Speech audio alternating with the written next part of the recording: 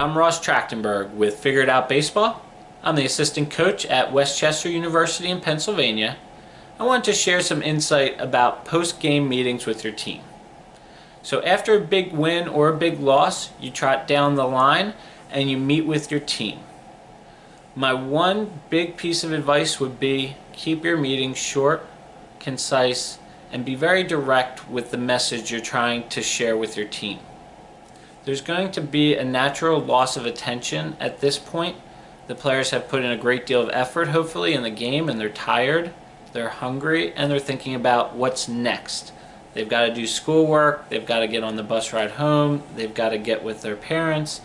So again, you want to use those few moments that you're with them to really share some important information. One suggestion is to keep your players standing during this meeting so that they can make eye contact with you and they can, again, stay engaged in that conversation. Sometimes you may have an assistant coach or a player that wants to share an idea with the team. A good policy would be that that coach or player just touches base with you while you're walking down to that meeting to say, can I share something with the team? And as a coach, you want to make sure you understand what that is. If an assistant coach wants to touch on base running, but that's not really going to be the focus of your message, I think it's fair for you to tell that assistant coach, that's great information, but let's save that for practice the next time we're together. You want to make sure that if others are speaking during that meeting, they're also being respectful of time and they're being consistent with the message that you're trying to get across. Again, the key here is to be concise and direct to the point so your players can absorb some good information.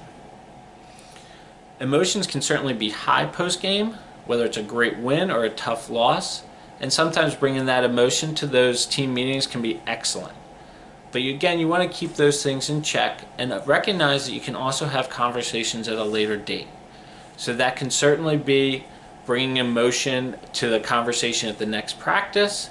A really teachable moment can come to light in a practice setting. I think the other concept is that just when the team breaks, if you want to speak to an individual or a smaller group of the whole team, you can certainly do that. And in a smaller setting, you can certainly impart a little bit more information, you can take a little bit more time, and there can be some give and take in that setting. But again, with the full team, my recommendation is keep the team standing, keep your message short. I'd say the 1 minute rule would be a good one to shoot for if possible, and then save deeper conversations for individuals or for the team, maybe pre-practice the next time that you're together. Again, I'm Ross Trachtenberg with Figure It Out Baseball. I hope this information can help you with your next post-game meeting with your team.